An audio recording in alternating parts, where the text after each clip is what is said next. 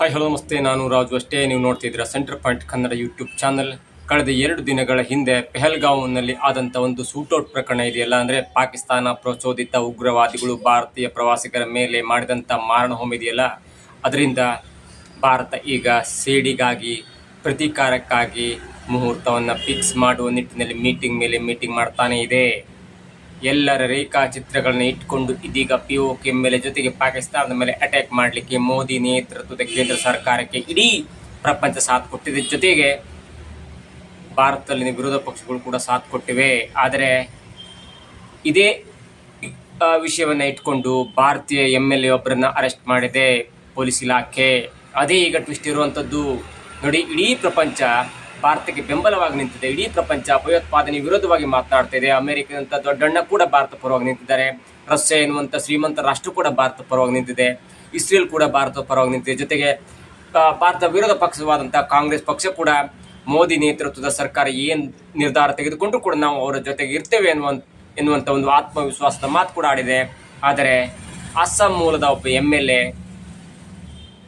MLA ಇದೀಗ ಈ ವಿಷಯವಾಗಿ, ಅಂದರೆ ಪೆಹಲ್ಗಾಂ ಬಳಿ ನಡೆದಂಥ ಹತ್ಯಾಕಾಂಡದ ಬಗ್ಗೆ ಮಾತನಾಡುವಾಗ ನಾಲಿಗೆಯನ್ನು ಹರಿಬಿಟ್ಟು ಇದಕ್ಕೆ ಕೇಂದ್ರ ಸರ್ಕಾರವೇ ನೇರ ಹೊಣೆ ಎನ್ನುವ ಜೊತೆಗೆ ಇದು ಕೇಂದ್ರ ಸರ್ಕಾರದ ಪ್ರಾಯೋಜಿತ ಕಾರ್ಯಕ್ರಮ ಎನ್ನುವ ಒಂದು ಅಡ್ವರ್ಟೈಸ್ ಹೇಳಿಕೆಯನ್ನು ಕೊಟ್ಟು ಇದೀಗ ಅರೆಸ್ಟ್ ಆಗಿದ್ದಾರೆ.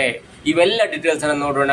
ಅದಕ್ಕಿಂತ ಮೊದಲು ಇಲ್ಲೇ ತನಕ ನಮ್ಮ ಚಾನಲನ್ನು ಸಬ್ಸ್ಕ್ರೈಬ್ ಮಾಡಿಲ್ಲ ಅಂದರೆ ಸಬ್ಸ್ಕ್ರೈಬ್ ಮಾಡಿ, ಜೊತೆಗೆ ಕಾಮೆಂಟ್ಗಳ ಮುಖಾಂತರ ತಮ್ಮ ಅಭಿಪ್ರಾಯವನ್ನು ತಿಳಿಸಬಹುದು. ಎಸ್ ವೀಕ್ಷಕರೇ, ಕಳೆದ 2 ದಿನಗಳ ಹಿಂದೆ ಆದಂಥ ಘೋರ ಹತ್ಯಾಕಾಂಡದ ಆ ನ್ಯೂಸ್ ಇದೆಯಲ್ಲ, ಈಗೂ ಕೂಡ ಕಣ್ಣಿಗೆ ಕಟ್ಟಂತಿದೆ. ಒಂದೊಂದು ವಿಡಿಯೋ ರಿಲೀಸ್ ಆದಾಗಲೂ ಕೂಡ ಎದೆ ಬರುತ್ತೆ, ಕಣ್ಣಲ್ಲಿ ನೀರು ಬರುತ್ತೆ. ಅಂತ ಒಂದು ದೊಡ್ಡ ದುಃಖದಲ್ಲಿರುವಾಗ ಇಡೀ ಪ್ರಪಂಚ ಭಾರತದ ಬೆಂಬಲಕ್ಕೆ ನಿಂತಿದೆ. ಮತ್ತು ಭಾರತ ಕೂಡ ಸುಮ್ಮನೆ ಕೂತಿಲ್ಲ. ಮೋದಿ ನೇತೃತ್ವದ ಕೇಂದ್ರ ಸರ್ಕಾರ ಕೂಡ ಮೀಟಿಂಗ್ ಮಾಡ್ತಾ ಇದೆ. ನಿನ್ನೆ CCS ಮೀಟಿಂಗ್ ಆಗಿತ್ತು, ಅಂದರೆ ಕ್ಯಾಬಿನೆಟ್ ಸೆಕ್ಯೂರಿಟಿ ಮೀಟಿಂಗ್ ಕೂಡ ಆಗಿತ್ತು. ಅದಾದ ನಂತರ ಇವತ್ತು ಕೂಡ ಈಗ ಸರ್ವಪಕ್ಷಗಳ ಸಭೆ ಆಗ್ತಾ ಇದೆ. ಮತ್ತೊಂದು ಕಡೆ ಅಮಿತ್ ಶಾ ಅವರು ಕೂಡ ವಿದೇಶಾಂಗ ಸಚಿವರಾದಂಥ ಜಯಶಂಕರ್ ಅವರ ಜೊತೆ ಮಾತನಾಡಿಕೊಂಡು ರಾಷ್ಟ್ರಪತಿಯವರಾದಂಥ ದ್ರೌಪದಿ ಮುರ್ಮು ಅವರು ಕೂಡ ಒಂದು ತಮ್ಮ ಇಲಾಖೆಯಲ್ಲಿ ಮಾಡಿದಂಥ ಒಂದು ಸ್ಕೆಚ್ಚನ್ನು ಕೂಡ ರಾಷ್ಟ್ರಪತಿ ದ್ರೌಪದಿ ಮುರ್ಮು ಅವರಿಗೆ ತಿಳಿಸಿದ್ದಾರೆ. ಈ ಮುಖಾಂತರ ಒಂದು ದೊಡ್ಡ ಸೂಚನೆಯನ್ನು ಕೊಟ್ಟಂತಿದೆ. ಪಾಕಿಸ್ತಾನದ ಮೇಲೆ ಯಾವುದೇ ಹೊತ್ತಲೂ ಕೂಡ ಒಂದು ದೊಡ್ಡ ಅಟ್ಯಾಕ್ ಅನ್ನು ಆಗ್ಬೋದು ಎನ್ನುವ ಸೂಚನೆಯನ್ನು ಕೊಟ್ಟಂತಿದೆ.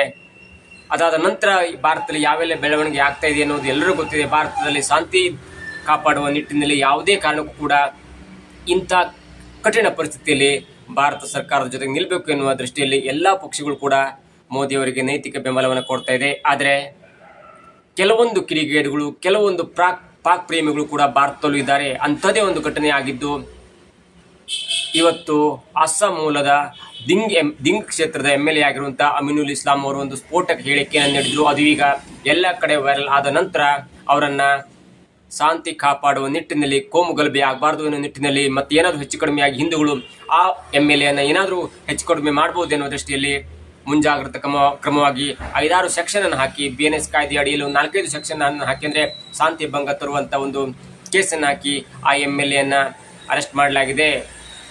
ಆ ದಿಂಗ್ ಕ್ಷೇತ್ರದ MLA ಹೆಸರು ಅಮಿನುಲ್ ಇಸ್ಲಾಂ ಅಂತ. ಅವರು ಹೇಳಿಕೆ ಕೊಡುವ ಬರದಲ್ಲಿ ಪುಲ್ವಾಮಾ ಅಟ್ಯಾಕ್ ಆಗಿರ್ಬೋದು, 2019ರಲ್ಲಿ ಪುಲ್ವಾಮಾ ಅಟ್ಯಾಕ್ ಆಗಿರ್ಬೋದು, ಜೊತೆಗೆ ಮೊನ್ನೆ ನಡೆದಂಥ ಪೆಹಲ್ಗಾಂ ಅಟ್ಯಾಕ್ ಆಗಿರ್ಬೋದು, ಎರಡೂ ಕೂಡ ಕೇಂದ್ರ ಸರ್ಕಾರದ ಪ್ರಾಯೋಜಿತ ಕಾರ್ಯಕ್ರಮ ಎಂದು ಹೇಳುವುದರ ಮುಖಾಂತರ ಭಾರತವೇ ಸರಿ ಇಲ್ಲ ಎನ್ನುವ ಸ್ಫೋಟಕ, ಅಂದರೆ ಪರೋಕ್ಷವಾದ ಹೇಳಿಕೆಯನ್ನು ಕೊಟ್ಟು ಅಥವಾ ಅಡ್ವರ್ಟೈಸ್ ಹೇಳಿಕೆಯನ್ನು ಕೊಟ್ಟು ಈಗ ಅರೆಸ್ಟ್ ಆಗಿದ್ದಾರೆ. ಇಂಥ ಸಮಯದಲ್ಲಿ ಕಠಿಣ ಪರಿಸ್ಥಿತಿಯಲ್ಲಿ ನೈತಿಕವಾಗಿ ಬೆಂಬಲವನ್ನು ಕೊಟ್ಟು ಕೇಂದ್ರ ಸರ್ಕಾರಕ್ಕೆ ಬೆಂಬಲವನ್ನು ಕೊಡುವುದು ಸಾಮಾನ್ಯನ ಕರ್ತವ್ಯವಾಗಿದೆ, ಪ್ರತಿಯೊಬ್ಬರ ಕರ್ತವ್ಯವಾಗಿದೆ. ಆದರೆ MLA ಆಗಿ ಜವಾಬ್ದಾರಿಯುತ ಸ್ಥಾನದಲ್ಲಿರುವಂಥ ಒಬ್ಬ MLA ತನ್ನ ಚಾಳೆಯನ್ನು ಮುಂದುವರಿಸಿಕೊಂಡು ತಾನು ಪಾಕ್ ಪರ ಇದ್ದೇನೆ ಎನ್ನುವ ಸ್ಟೇಟ್ಮೆಂಟ್ ಕೊಡೋದಿದೆಯಲ್ಲ, ಅದು ಎಷ್ಟರ ಮಟ್ಟಿಗೆ ಭಾರತಕ್ಕೆ ಸರಿ ಹೊಂದುತ್ತೆ. ಮತ್ತು ಇದು ಕೂಡ ದೇಶದ್ರೋಹದ ಕೆಲಸವಾಗುತ್ತೆ. ದೇಶದ್ರೋಹದ ಅಡಿಯಲ್ಲೂ ಕೂಡ ಅವ್ರ ಮೇಲೆ ಕೇಸ್ ಹಾಕಿ ಈಗ ಅರೆಸ್ಟ್ ಮಾಡಿದ್ದಾರೆ. ಇದೀಗ ಆ MLA ಜೈಲು ಕಂಬಿಯನ್ನು ಎಣಿಸಬೇಕಾದಂಥ ಪರಿಸ್ಥಿತಿ ಕೂಡ ಬಂದ್ಬಿಟ್ಟಿದೆ. 28 ಜನರು ತಮ್ಮ ಪ್ರಾಣವನ್ನು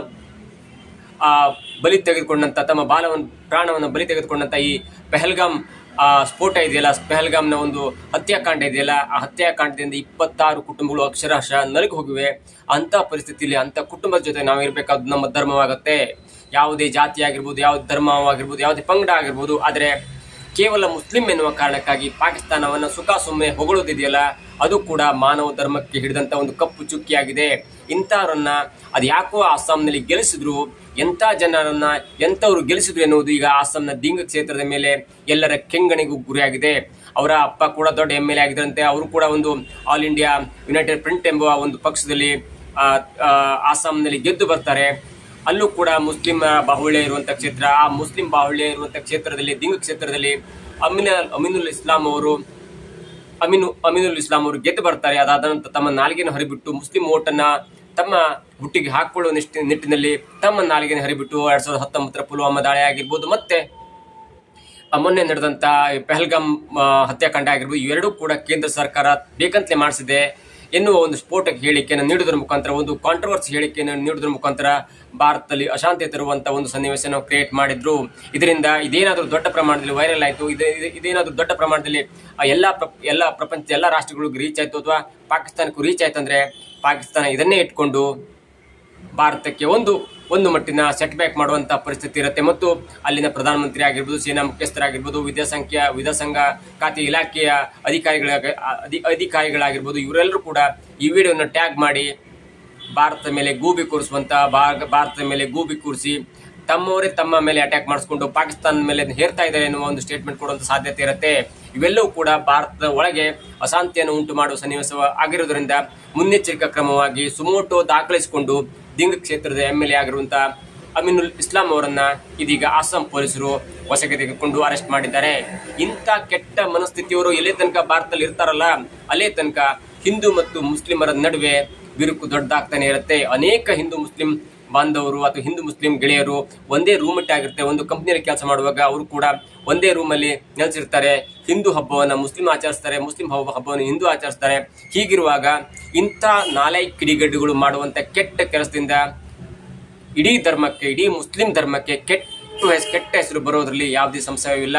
ಇನ್ನು ಮುಂದಾದರೂ ಕೂಡ ಮುಸ್ಲಿಂ ಸಂಘಟನೆಗಳು, ಉಲಾಮಗಳು ಅಥವಾ ಮೌಲ್ಯಗಳು ಇಂಥ ಕೆಟ್ಟ ಕ್ರಿಮಿಗಳನ್ನು ಹಿಡಿದು ತಂದು ಅಂಥವರ ಪರವಾಗಿ ಪ್ರಚಾರ ಮಾಡದೆ, ಇಂಥವ್ರನ್ನ ನೆಕ್ಸ್ಟ್ ಎಲೆಕ್ಷನ್ನಿಗೂ ನಿಲ್ಲಕ್ಕೆ ಕೊಡದೆ ಅಂಥವ್ರ ವಿರುದ್ಧವಾಗಿ ಪ್ರಚಾರ ಮಾಡಿ ಅಂಥವ್ರನ್ನ ಸೋಲಿಸಲೇಬೇಕಾದಂಥ ಕರ್ತವ್ಯ ಮುಸ್ಲಿಂ ಸಂಘಟನೆ ಆಗಿರ್ಬೋದು, ಮುಸ್ಲಿಂ ದೊಡ್ಡ ವ್ಯಕ್ತಿಗಳ ಜವಾಬ್ದಾರಿಯಾಗಿದೆ. ಯಾಕಂದರೆ ಮುಸ್ಲಿಂ ಧರ್ಮದಲ್ಲೂ ಕೂಡ ಒಳ್ಳೆಯವರಿದ್ದಾರೆ. ಮುಸ್ಲಿಂ ಧರ್ಮ ಮತ್ತು ಹಿಂದೂ ಧರ್ಮ ಎರಡೂ ಕೂಡ ಅನ್ಯೋನ್ಯತೆಯಿಂದ ಹೊರಡುವಾಗ ಅಥವಾ ಹೋಗ್ತಾ ಇರುವಾಗ, ಒಂದೇ ಹಾದಿಯಲ್ಲಿ ಸಾಗ್ತಾ ಇರುವಾಗ ಇಂಥ ಅನೇಕ ಕ್ರಿಮಿಗಳು ಪರೋಕ್ಷವಾಗಿ ಪಾಕಿಸ್ತಾನವನ್ನು ಸಪೋರ್ಟ್ ಮಾಡೋದ್ರ ಮುಖಾಂತರ ಭಾರತದ ಮರ್ಯಾದೆಯನ್ನು 3 ಕಾಸಿಗೆ ಹರಾಜಾಗ್ತಿದ್ದಾರೆ. ಇನ್ನು ಮುಂದೆ ಆದರೂ ಕೂಡ ಇಂಥ ವ್ಯಕ್ತಿಗಳನ್ನು ಚುನಾವಣೆಯಿಂದ ದೂರ ಇಟ್ಟು, ದೊಡ್ಡ ಕಾರ್ಯಕ್ರಮಗಳನ್ನು ದೂರ ಇಟ್ಟು ಅವರಿಗೆ ಬುದ್ಧಿ ಕಲಿಸಿದ್ರೆ ಮಾತ್ರ ಮುಸ್ಲಿಂ ಧರ್ಮದ ಮೇಲಿನ ಇರುವಂಥ ಒಂದು ಗೌರವ ಇರುತ್ತೆ. ಇಲ್ಲಾಂದರೆ ಒಬ್ಬ ಮಾಡಿದ ತಪ್ಪಿಗಾಗಿ ಇಡೀ ಮುಸ್ಲಿಂ ಧರ್ಮ ತನ್ನ ಮೇಲೆ ಕಳಂಕವನ್ನು ಹೇಳ್ಕೊಳ್ಬೇಕಾಗತ್ತೆ. ಈ ನಿಟ್ಟಿನಲ್ಲಾದರೂ ಕೂಡ ಇನ್ನು ಮುಂದೆ ಯಾರೇ ಕೂಡ ಹಿಂದೂ ಆಗಿರ್ಬೋದು ಅಥವಾ ಮುಸ್ಲಿಂ ಆಗಿರ್ಬೋದು, ಯಾರೂ ಕೂಡ ಇಂಥ ಹೇಳಿಕೆಯನ್ನು ನೀಡಲೇಬಾರದು ಎನ್ನುವುದು ಈಗ ಪೊಲೀಸರು ಕೈಗೊಂಡ ಕ್ರಮದಿಂದ ತಿಳಿದು ಬರುತ್ತೆ. ಏನೇ ಆಗಲಿ, ಪಹಲ್ಗಾಮ್ ಹತ್ಯಾಕಾಂಡದ ನಂತರ ಇಡೀ ಭಾರತ ಸರ್ಕಾರದ ಜೊತೆಗಿದೆ. ಸರ್ಕಾರ ಏನಾದರೂ ಮಾಡಿ ಆ ಪಹಲ್ಗಾಮ್ ಹತ್ಯಾಕಾಂಡದ ವಿರುದ್ಧವಾಗಿ ಪ್ರತೀಕಾರವನ್ನು ತೀರಿಸಿಕೊಳ್ಳೇಬೇಕು ಎನ್ನುವ ಒಂದು ಹಠ ತೊಟ್ಟಾಗ ಇಂಥ ಕಿತ್ತೋದವರು, ಇಂಥ ಕ್ರಿಮಿಗಳು ಭಾರತದ ವಿರುದ್ಧವಾಗಿ ಮಾತನಾಡುವಾಗ ಅಂಥ ಕ್ರಿಮಿ ಕೀಟಗಳನ್ನು ಸ್ಟಾರ್ಟಿಂಗಲ್ಲಿ ಹೊಸಕಾಕಬೇಕಾದ್ದು ಕೂಡ ಪೊಲೀಸ್ ಇಲಾಖೆಯ ಕರ್ತವ್ಯವಾಗಿದೆ. ಇದಾಗಿತ್ತು ಇವತ್ತಿನ ವಿಶೇಷ. ನೋಡ್ತಾ ಇರಿ centre point Kannada YouTube channel.